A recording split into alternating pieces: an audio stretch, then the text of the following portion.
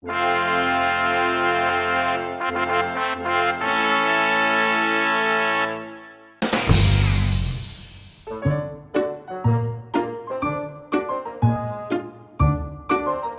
is so smart, and he's kind of like the absent-minded professor sometimes. One morning when Kem was leaving for work, he was talking on his cell phone, and he got all the way down to the end of the street. All of a sudden, he makes a U-turn, goes back home. When he came in, he was looking around everywhere. And I said, Kem, I thought you had left for work. What are you looking for?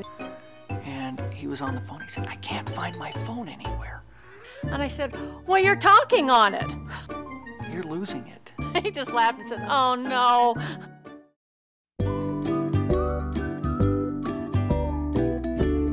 He loves jokes.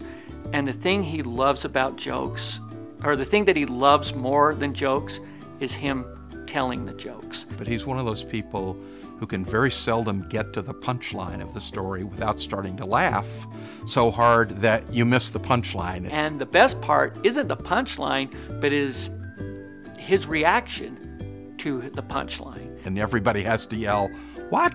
What was the punchline of that story? And then he has to stop laughing long enough to tell the story. The jokes aren't that funny, but him telling the jokes is what is funny. He does like to hear himself tell a good joke.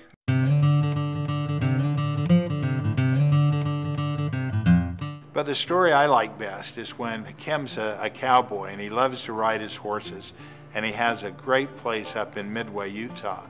And he was taking Elder Holland for a horse ride on the crest of the mountain. And they were riding along, and all of a sudden, the shots were being shot at them.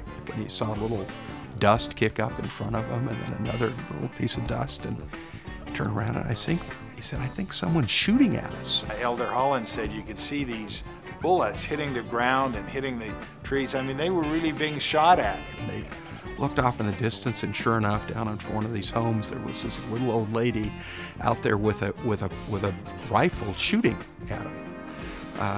And they yelled, you know, don't shoot, you know, get off my property. You're not supposed to be riding on my property. And when she was asked about this, she said, oh, I'm so embarrassed. If I had known that an apostle was up there, I certainly wouldn't have shot at the apostle. But them other sons of wish I'd hit them, so.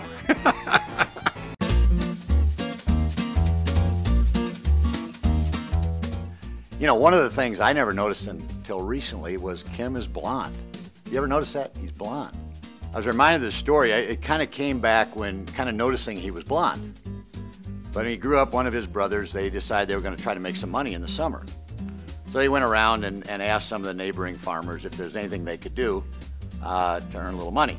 So he went up to one farmhouse, and the farmer answered and said, look, I'm Kem Gardner, and this is my brother, and we'd like to see if there's any odd jobs we could do to make a little money this summer. And the farmer said, well, that's a great thing. I love to see kids doing that. So he said, you know, you could paint our porch. And he said, if you do that, I'll pay you $50. And Kem said, oh, that's great. He said, we'll do it. So he said, well, paint's in the garage. Just go get it and come back when you're done. So his wife mentioned to him, she said, well, don't you think you should have told the boys that the porch goes all the way around the house? And he said, well, I know he's blonde, but I think you're being, you know, a little hard on him. I think he'll know that. So in about 15 minutes, there's a knock on the door, and it's Kem, and he said, we're all done.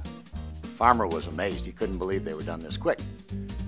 And Kem said, well, you know, he said, actually, we were a little surprised we got done this fast too, so we actually gave it 2 coats.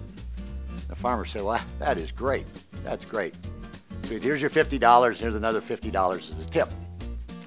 So as they walked away, Kem looked back over his shoulder and said, oh, by the way, it's not a porch, it's a Lexus.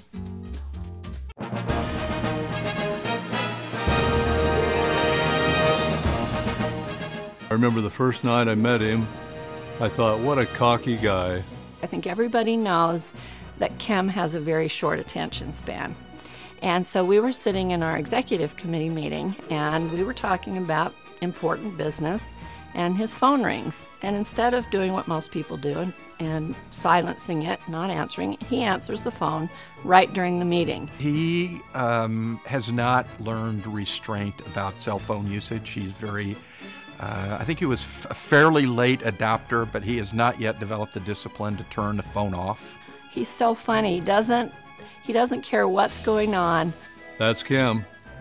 Kem, this is payback for all the times that we've had to call you and call you and call you to trying to get you to call us back to schedule meetings, and standing up and walking around board meeting talking to everybody instead of listening to what's going on. I love you, Kem, but you are a handful.